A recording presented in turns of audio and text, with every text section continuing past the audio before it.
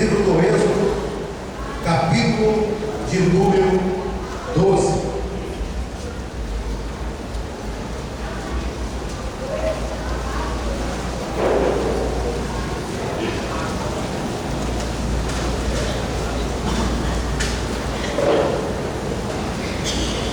Na semana passada eu estava falando sobre a Páscoa. Hoje eu quero continuar depois da Páscoa. E você vai estar comigo passando pela Páscoa. Amém? Quem encontrou o livro do Êxodo, capítulo de número 12? Amém. Capítulo de número 12, verso de número 35.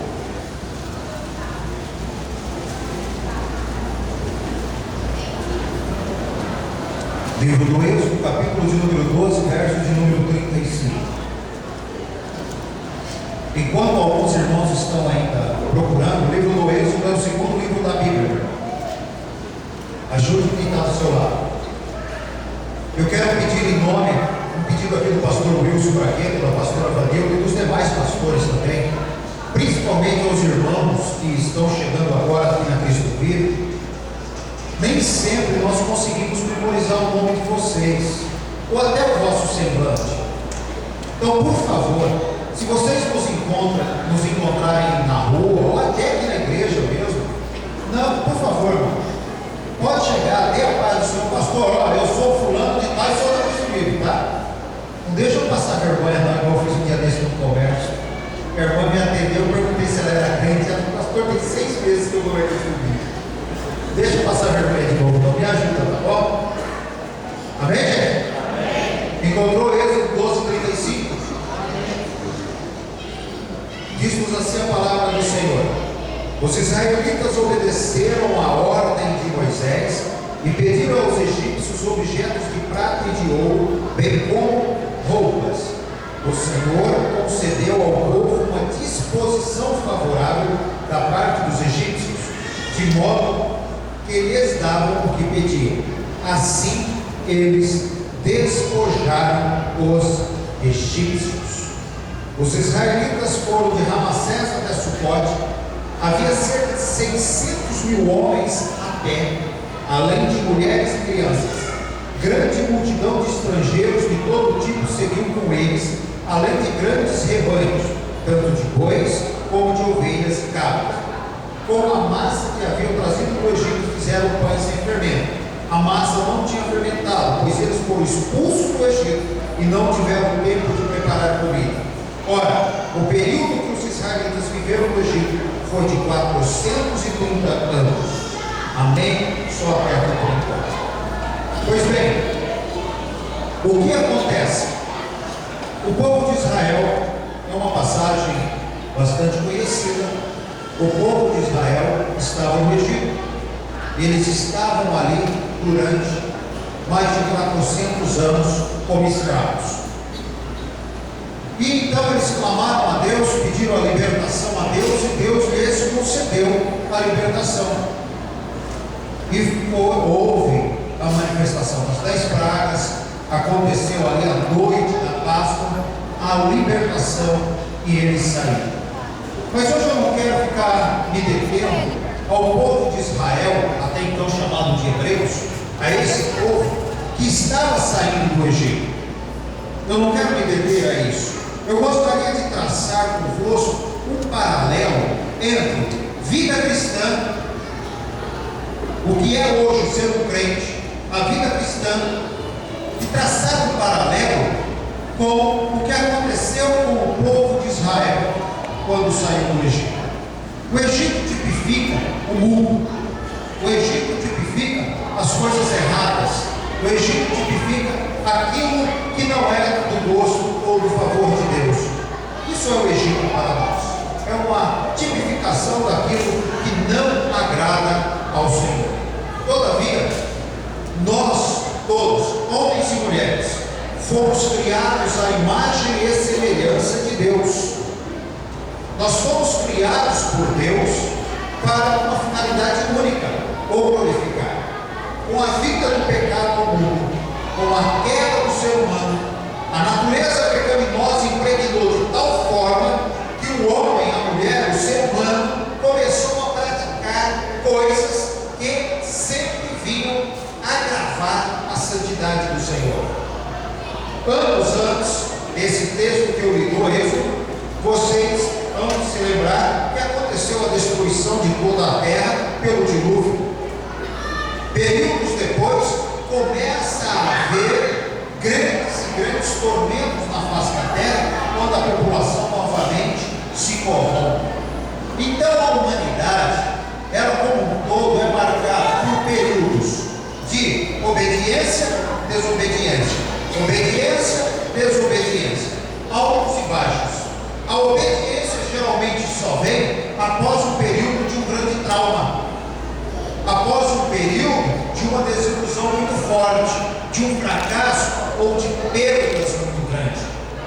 Na vida cristã não é diferente. Muitos tinham boa oportunidade, tinham tudo na mão e, no entanto, perderam, tiveram um prejuízo muito grande, tiveram perdas, algumas até irreparáveis. O Egito, para nós, ou o mundo, tem essa característica. Pode fazer com que você perca a grande oportunidade de Deus na sua vida, o pecado. E isso é para todos nós. No entanto, quando Deus tira o povo de Israel, quando Deus liberta o povo de Israel, Ele chama-lhes a atenção dizendo: vocês vão sair do Egito, eu vou tirar vocês aqui do Egito, mas vocês vão sair de cabeça erguida. Você não vai sair do modo que vocês estão vivendo simplesmente. E você sabe, meu amado, que um dos grandes erros que às vezes nós fazemos uma interpretação achando que para servir a Deus, para ser um crente em Cristo Jesus, para ter a vida do altar, precisa viver na miséria. Para sair do Egito, que é tipificado pelo pecado, ao sair fora do pecado, você tem que deixar, você para de aproveitar a vida, você para de viver os prazeres em Deus. Muitas pessoas deixam de aceitar Jesus como Senhor e Salvador porque eles vivem uma ilusão de costumes, de hábitos antigos, de coisas que lhes foram mentira. Ora, para você ser crente, você tem que ser pobre. Para você ser crente, você não pode se divertir. Para você ser crente, você não pode viver debaixo de bênçãos, de alegria, de sorriso. E a pessoa vive com aquela mente medíocre de que para servir a Deus tem que viver o tempo todo choramingando, na miséria, passando fome, trabalha de dia para comer à noite. E é mentira. As pessoas que se deixaram levar ao pensamento, na realidade, o inimigo lançou sobre tais pensamentos o que? Um cabresto. Ou seja, você quer ser cristão? Tudo bem, você pode ser, só que eu prendo você em um cabresto. Cabresto, aquilo que se usa em animal para dominá-lo, para levá-lo e conduzi-lo aonde quer que eu queira. E algumas pessoas, infelizmente pela religiosidade, vivem debaixo de um jugo, vivem debaixo deste cabresto, vivem debaixo dessa mente errada. E há uma necessidade da pessoa ser liberta. Quando Deus tirou o povo de Israel do Egito, o Senhor chegou para eles e disse: vocês vão sair, vocês serão libertos, mas peguem as riquezas que lhes serão confiadas, e eu tenho um propósito maior com eles. Pastor, eu não estou te entendendo. O que o senhor quer dizer com isso? Eu quero dizer com isso que alguns de nós que aqui estamos, ou alguns de vocês, vieram para a igreja, aceitaram Jesus como Senhor e Salvador, mas a vida que você levava antes de ter um encontro com Cristo era tão complicada, ou é tão complicada, que você está dizendo assim: para eu ser crente eu tenho que realmente, no plano espiritual, nascer de novo. Mas o que eu vou fazer para controlar e administrar todas as situações nas quais eu estou inserido? Como que eu vou lidar com essa situação? E isso cria um trauma. Por quê? Porque estava cheio de hábitos antigos, hábitos errados. Mas tudo que você tem, tudo que você conquistou, tudo que você é hoje, tá? Você vai trazer com você. E daqui a pouco você vai entender onde eu vou chegar. Você está trazendo com você. E você está vivendo um período de luta para você se livrar, para você se libertar. O povo de Israel, eles vieram à presença de Deus. Olha só, eles saíram do Egito, foram libertos do Egito, mas no entanto, eles vieram para o deserto na presença de Deus, trazendo consigo muitas coisas que eram ainda do Egito. Pastor, eu estava confuso, o senhor misturou minha cabeça, não entendi de mais nada. Então eu vou te dizer: os bens materiais que você tem são oriundos de quê? De que fonte? De que forma? Como chegaram na tua mão? A vida de compromisso que você tem com alguém, como que é hoje? Como está essa vida hoje?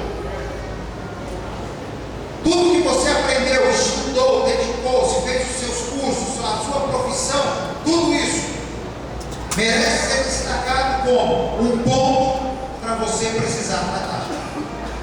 E precisa ser tratado. Você precisa encontrar essa solução. Deus trouxe você para a bênção. Preste bem atenção. Deus trouxe você para a bênção. Deus trouxe você para dentro da igreja. Deus trouxe você para Cristo. Mas Ele vai tratar de você. Está me entendendo? Então, para alguns é maior sofrimento do que para outros. E esse povo que saiu do Egito com todas as riquezas, trouxe tudo com eles. Deus permitiu. E olha só, se você observar aí da lição, a leitura, desculpa, que nós fizemos, verso de número 38. Grande multidão de estrangeiros de todo tipo seguiu com eles. Não saiu só o povo hebreu do Egito. Quando aconteceu toda aquela libertação, todo aquele mover de Deus no Egito, quem tomou a frente, quem encabeçou, quem veio à presença de Deus realmente para encontrar a libertação, foi o povo de Israel. Mas tinha estrangeiros, tinham pessoas que observavam a vida do povo de Deus e vieram atrás. O que eu quero dizer com isso? Meu irmão, minha irmã, você que chegou na igreja, está pagando um alto preço, só você sabe o quanto você está lutando, mas fique ciente que o teu vizinho da direita, da esquerda, o que mora nos fundos, o que mora de frente para a tua casa, ele está observando o teu comportamento e ele está dizendo lá no seu íntimo: se para esse rapaz, se para essa moça, ser crente é ser diferente, ser abençoado, eu vou seguir os passos dele. É isso que está tentando te mostrar. Paralelo, a tua vida é uma vida de mudanças. A sua vida é uma vida que vai ter novas conquistas. Só que quando eles saíram do Egito, atravessaram o Mar Vermelho, atravessar o Mar Vermelho não foi uma experiência tão boa como nós lemos hoje. Hoje você já sabe que o mar se abriu, eles atravessaram, saíram do outro lado. Mas imagine você saindo do Egito, Faraó furioso, não somente pela saída deles, dos escravos, deles fugirem como escravos, ou irem embora como escravos, por estarem levando as riquezas também do país, mas principalmente porque Faraó tinha perdido o seu primogênito. Eu não sei quantos de vocês têm filhos, mas imagine você que se alguém matasse o seu filho primogênito, em nome de uma religião, se você ficaria bonzinho o que é. Imagine como você ficaria. Faraó veio com toda a sua raiva, com todo o seu nervosismo, e quando Faraó veio contra o povo de Israel, eles olham para frente, o que eles veem? Simplesmente água. Meu irmão, você olha para frente e só vê água, olha para trás e vê um exército furioso, fazer o que nessas horas? Fazer o que? É orar, é pedir misericórdia a Deus. Você que aceitou a Jesus como Senhor e Salvador, tomou uma decisão por Cristo, você falou: você crente, a partir de hoje para minha vida mudar, eu vou ser diferente. Deus disse para você: vem. Você aceitou, você veio, de repente você para, agora você olha e você vê à sua frente uma prova tão grande, uma luta tão grande, você para e diz assim: não vou dar conta. Este mar eu não consigo atravessar. Esse problema é tão grande. Quando eu não era crente, eu não enfrentava esse tipo de problema. Quando eu não era crente, eu não tinha essa dificuldade. Mas eu tomei uma decisão por Jesus. Ele falou que seria comigo, e no entanto estou aqui agora. Atrás eu não tenho como voltar, porque eu disse que eu era uma nova criatura em Cristo e que nada me tiraria do caminho. Adiante eu não consigo ir, e agora o que é que eu vou fazer? Quem é que já não passou por isso, amados? Quem é que estando aqui servindo ao Senhor já não passou por uma situação dessas? E é nessas horas que nós começamos a entender e a ver o grande milagre de Deus na nossa vida. É o mar se abrindo. É o mar se abrindo para você. Eu profetizo sobre a tua vida. Eu não sei qual é o tamanho, a dimensão, o comprimento desse mar, nem a profundidade, mas eu profetizo que o milagre de Deus é o suficiente para abrir o mar na sua vida. Fique preocupado não. O mar vai se abrir. Amém? O mar vai se abrir. Ô pastor, quando o mar se abriu, o povo atravessou, e o resto da história você já sabe, né? Chegaram do outro lado, foi bênção, e para trás o exército de Faraó atolou os carros, a água se fechou e eles morreram. Queridos, aqui tem um grande mistério no plano espiritual. Primeiro, que aonde Deus abre uma porta, não tem de passar por duas pessoas. Deus abriu para você, não foi para o outro. Tem gente que vive sofrendo porque Deus deu a bênção para você. Não tenta carregar os outros atrás, não. Nessa porta, estou falando do milagre específico, eu não estou falando da salvação. Entenda, por favor. Deus abriu a porta, abriu o mar. Para quê? Para o povo de Israel passar. Eu não sei qual é o mistério de Deus contigo, mas tem a pessoa aqui dentro que precisa ouvir isso. Deus abriu o mar para o povo de Israel passar. Não foi para os egípcios. Os que estavam ali, os estrangeiros que estavam na obediência do mandamento, passaram juntos. Mas os que não estão na obediência do mandamento não passam. Guarda no teu coração que Deus vai te mostrar. Todavia, quando chegaram do outro lado, olha a festa. A Bíblia nos diz que Miriam pegou o pandeiro, começou a tocar e começou a louvar o nome do Senhor. Oh, coisa boa é glorificar a Deus quando a gente vence uma prova, não é? Quem já teve uma vitória em sua vida? Uma só, pelo menos. Você glorificou a Deus? Foi bom, não foi? Uma só. Eu falo para Deus que o maior milagre é eu ser salvo. O restante é só complemento. O maior milagre que existe para mim é encontrar Jesus e encontrar a salvação. Para mim. E eles cantaram, eles pularam, eles saltaram de alegria. Mas para, tem um porém. Eles estavam no deserto. Há momentos na vida que Deus nos permite passar por uma grande vitória, por grandes bênçãos. Você conquista algo, você até pula, dança, vibra de alegria. E quando você bota o pezinho do outro lado, no outro dia você acorda, você fala: meu Deus, e agora? E agora? Eu me lembro quando nós viemos para esse templo aqui, em outubro de 2009, o primeiro culto que nós celebramos aqui tinha 200 e poucas pessoas.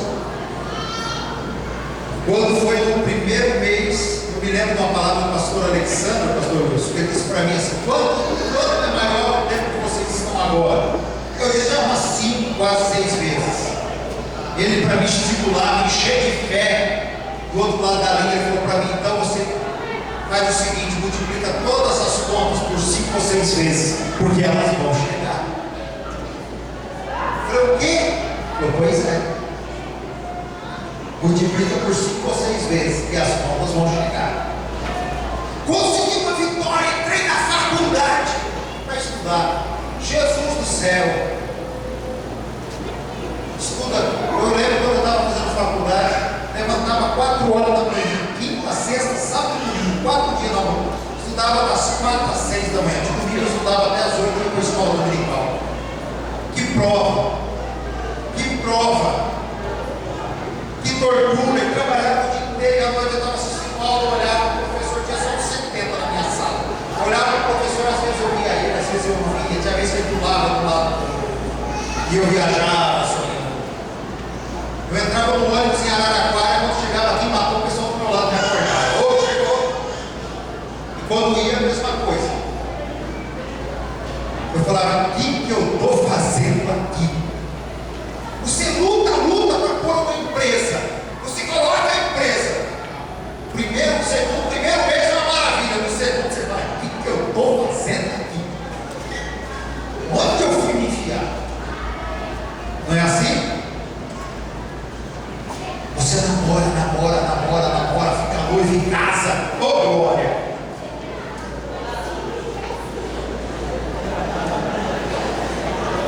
Mês seguinte, agora no telefone, supermercado, no seu PC fala assim, valeu a pena, irmão. O que eu estou fazendo aqui? Na casa do meu pai eu não sabia quanto custava um quilo de feijão.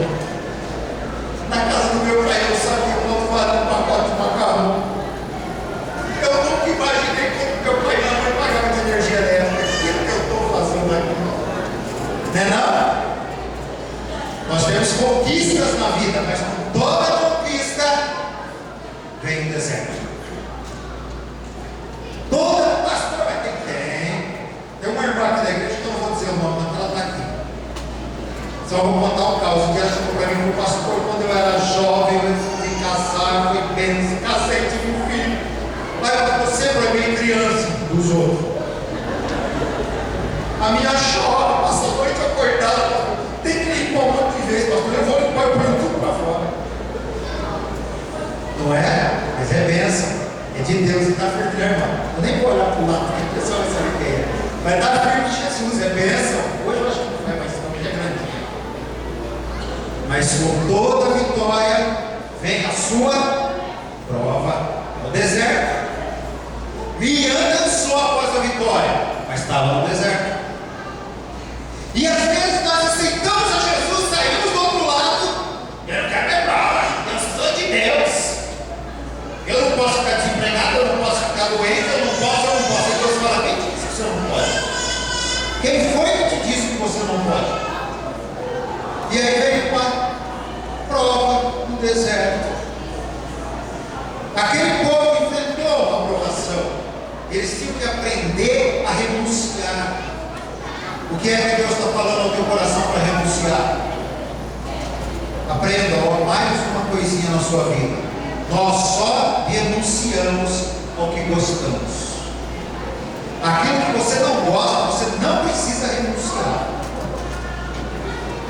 Irmão, o dia que você me convidar para almoçar na tua casa, não precisa me oferecer salada. Eu não gosto. Eu não vou renunciar, né, pastor? Agora me oferece uma Coca-Cola. Ai, que difícil dizer não. Jesus do céu. Porque tem Jesus na terra também. Eu aqui na Cristo vivo como Jesus. Nós precisamos aprender a renunciar. E renunciar não é fácil. A gente só renuncia o que gosta. Só abre mão do que dá prazer. E para renunciar é algo que te dá prazer, é algo que te encanta, é algo que te prende, é algo que você fica vidrado, você fala, é hoje. Esse Deus fala para você, não é hoje não. E nem vai ser amanhã e nem depois. É no meu tempo. Você está entendendo o que eu quero dizer, né? Quem está entendendo? Eu espero o tempo de Deus se cumprir na tua vida. Corre, não sei. Deus ensina uma outra coisa quando nós entramos em sua presença, na sua obediência. Que nós precisamos não somente vencer ao diabo, vencer a nós próprios, mas nós precisamos, amados, aprender que nós vivemos na dependência de Deus. O povo lá no deserto veio um alimento do céu sobre eles chamado maná. Maná. Se você está numa nova vida em Cristo, não se desespere, por favor. Não se precipite, por favor. Eu profetizo e declaro que sobre a tua vida vai vir o maná de Deus. Você pode até passar privação, mas necessidade o Senhor não vai deixar você passar. Eu me lembro uma vez que eu estava tremendamente apertado financeiramente, muito apertado. Foi uma época assim que eu cheguei a pagar, eu acho que quase 100% de juros por coisa de 20, 25 dias, já está alguns anos isso. Eu fiz uns negócios errados. Outra coisa também, o crente só se dá mal porque faz coisa errada. Quando ele fica quieto, esperando o tempo de Deus, vai tudo bem. Mas eu fiz uns negócios errados sem orar antes e pedir o sim de Jesus. Sabe aqueles negocinhos que você vai primeiro para depois orar? Por isso que você sofre. Aprende a orar primeiro para depois você fazer o que você precisa, tá? E eu fui desprecipitado. Aí naquela época quem me ajudou foi o Deus. O Deus tinha uma moto velha, o Deus tinha uma moto velha. Graças a Deus o ferro velho já tem, né? Deus hoje só não ficar reportado. Deus tinha uma moto velha. E eu estava numa situação, eu pedi dinheiro para pastor, eu pedi dinheiro para irmãos que eu sabia que tinha dinheiro, eu fui de banco, eu fui para tanto lugar, idiota, todo mundo dizia não, não e não. Deus fechou todas as portas. Eu olhei para ele bonito. E eu te sirvo direitinho. E o senhor fecha tudo? Ele falou, fecha. E fechou. Quando Deus fecha a porta, vou usar uma palavra que o pastor Cláudio usou aqui. Uma ministração, se a porta está fechada, meu irmão, você deixa o jogo abrir, você vai se dar mal o resto da vida. Tem porta que ele fecha, mas não tem força humana, não tem oração forte, não tem sal grosso, não tem óleo, não tem nada que dê jeito. Somente a submissão, a obediência e a renúncia. Humilhação, vida no pó, para ele poder abrir a porta. E foi naquela hora que eu descobri. Eu estava um dia assim, mais longe, desesperado, no deserto. E eu falava, Deus, o Senhor tem que me dar a solução, o Senhor tem que me ajudar. Aí Jesus mandou o que? Lá em casa, uma motoquinha falhando, pipocando. Aí ele falou assim, pastor, por que você precisa? Pastor, eu não era naquela época, eu acho, né? O que você precisa? Eu falei, rapaz, eu preciso de tanto dinheiro, eu nem lembro mais qual era a quantidade. Ele falou, vou ver quem ficar com essa porta. E ele foi lá, fez esse negócio, ele me ajudou, mas eu paguei um juro exorbitante, não para ele, mas da conta que eu tinha.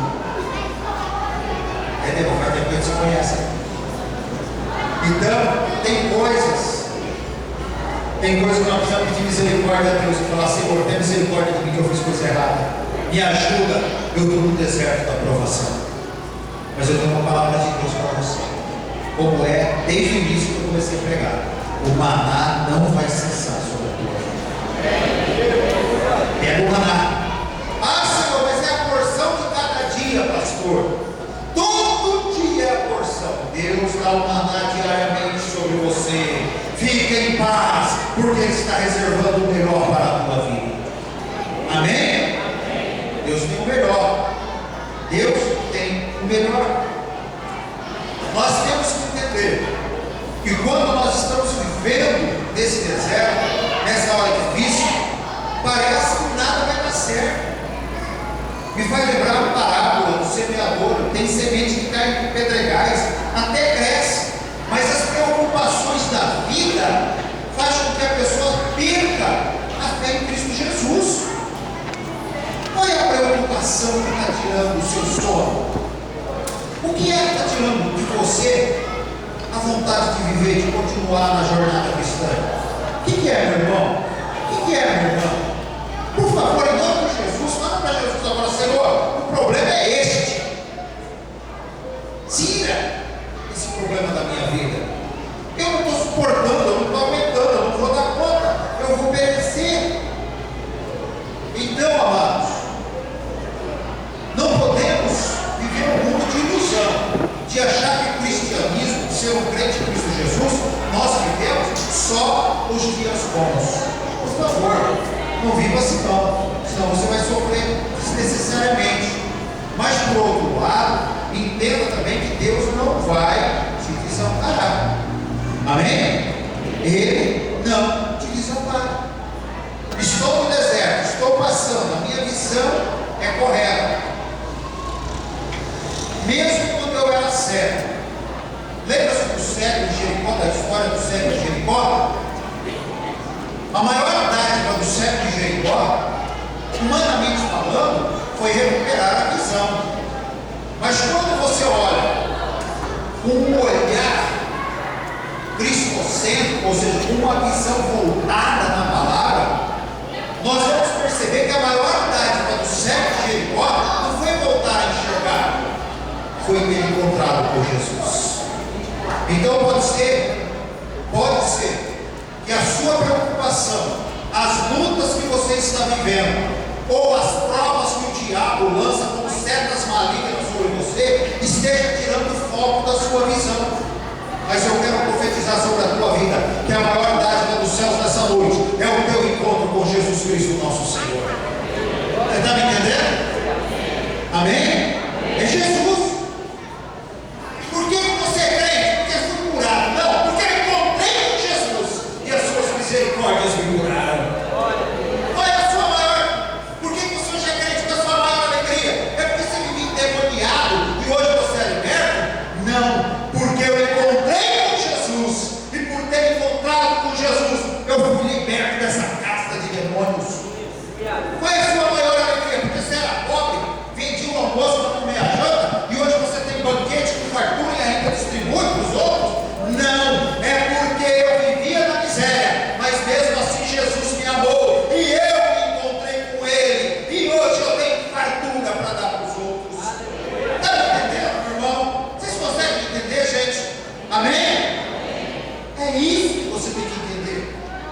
Porque se você ter a sua religião, a sua fé, se você vir para a igreja, se você vir servir ao Senhor, hoje nós estamos aqui nesse número, 400 e poucas pessoas, tá? Mas daqui a algum tempo você vai estar dentro dessa igreja com 2.000, 5.000, 10.000 pessoas. Amém? Mas se você chegar, não interessa ser a maior igreja evangélica de Matão, me interessa ser a primeira e única igreja que trabalha na visão do reino, junto com as demais igrejas. Porque não é placa Cristo Vive que salva ninguém. Placa Cristo Vive é simplesmente mais uma, mas você e eu temos o chamado de viver para o reino. E o que importa é ser aqueles que encontraram com Jesus e se reúnem para adorá-lo.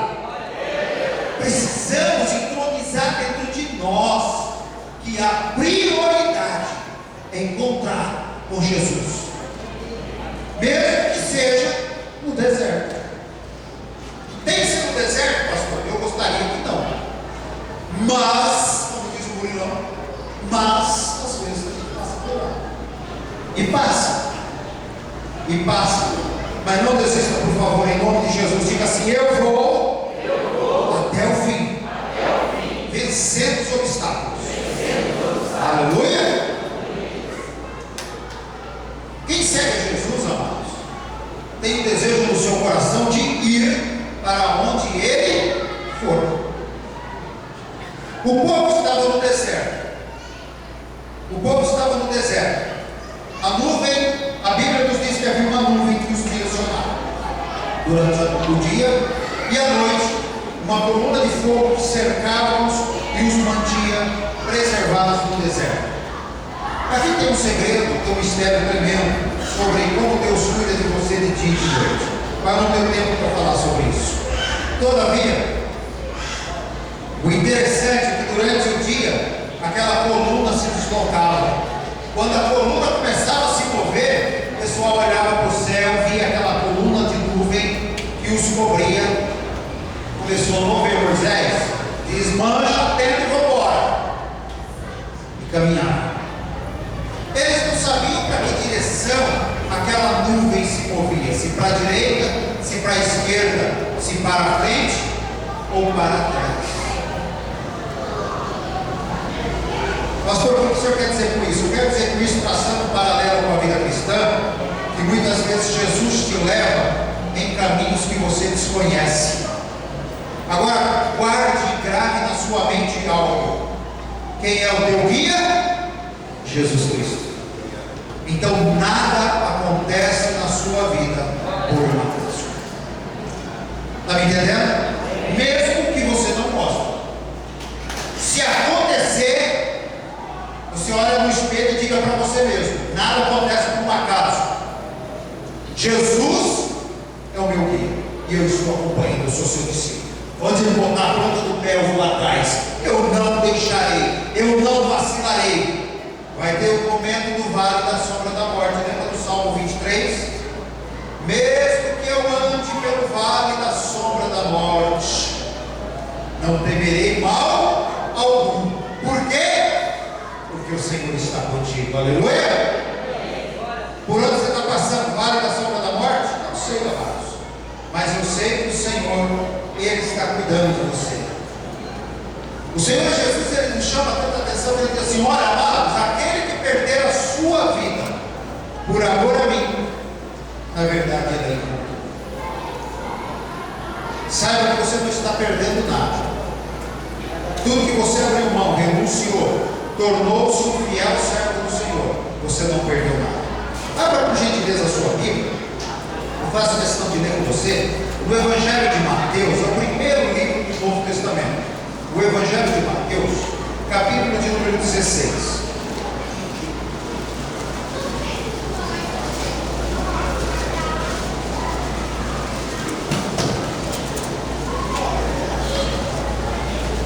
Evangelho de Mateus, capítulo de número 16. Quem encontrou, diga amém? Amém. Olha o verso 25 que diz, acompanhe comigo. Eu vou ler o 24. Verso 24. Então Jesus disse aos seus discípulos: se alguém quiser acompanhar-me, negue-se a si mesmo, tome a sua cruz e siga. Pois quem quiser salvar a sua vida, a perderá. Mas quem perder a sua vida por minha causa, a encontrará. Pois que adiantará o homem ganhar o mundo inteiro e perder a sua alma? Ou o que um homem poderá dar em troca de sua alma? Pois o Filho do Homem virá na glória de seu Pai com seus anjos, e então recompensará a cada um de acordo com o que tenha feito. Aleluia! Meu irmão, minha irmã, se Deus está pedindo de você algo nessa noite, você não está perdendo. Mesmo que você tenha que abrir mão, mesmo que doa, você não está perdendo. Diga assim: é para o Senhor. Eu vou mudar a minha vida. Pode repetir comigo: é para o Senhor. Eu vou mudar a minha vida, porque eu sou discípulo e vou morar no céu. Aleluia! Agora, entenda uma coisa, já estarei encerrando. Miriam, quando ela, junto com os demais, atravessaram o deserto, chegaram lá do outro lado, começaram a dançar, fazer aquele samba, né, gostoso, e bate no pandeiro, e dança e tal. Foi maravilhoso. Só que vieram as provas. Miriam se rebelou contra Moisés. Sabia? A mesma pessoa que aceita Jesus, glorifica, bendiz e exalta o nome do Senhor, se não tomar cuidado diante das provações, diante das dificuldades, diante dos dias difíceis, pode se rebelar, e ao se rebelar, cai, peca e perde a bênção. Vigia, pelo amor de Jesus Cristo. Vigia, irmão. Vigia, irmã. Não se levante, não se rebele. Acalma teu coração. Diz para tua mente: homem, fica quieta aí, obedece ao mandado do Senhor. Coração, aquieta-te, obedece ao mandado do Senhor. Porque Miriam dançou para atravessar o mar vermelho, mas Miriam não entrou na terra prometida. De que adianta eu ficar na igreja? Eu hoje, agora no mês de julho vai fazer 28 anos que eu sirvo a Cristo. Não é pouco tempo. 28 anos servindo ao Senhor, mais que a idade de muitos de vocês. O que adianta ficar tanto tempo na igreja, se ao final perder a salvação? Cuidado, cuidado, cuidado, cuidado. Guarde a sua salvação, pois é o bem mais precioso que você possui. Amém? Se cuide, amado. A chegada à Canaã celestial é somente para quem seguir a Cristo até o fim. somente para quem fica até o fim. Mas nós temos uma recompensa. Se eu e você ficarmos firmes, nós vamos vencer todas as provas, todas as dificuldades. E aí então, nós poderemos desfrutar das bênçãos do nosso Senhor. E Ele próprio nos diz: olha, se você perseverar até o fim, você será salvo. Tem uma promessa de Deus para você até o fim. Fica firme. Daqui a pouquinho nós celebraremos a Santa Ceia do Senhor. A Santa Ceia do Senhor é o nosso ato de comunhão com Deus. É a nossa vida com Deus. Mas eu preciso estar bem com Ele. Eu preciso estar em obediência ao meu Senhor. Por isso, o início da caminhada vem com uma prova, com uma dificuldade. Você vai ter vitórias sucessivas, uma atrás da outra. Mas tem as lutas, tem os obstáculos. Mas seja fiel. Vá até o fim. Amém? Vocês entenderam? Curve sua cabeça, por favor.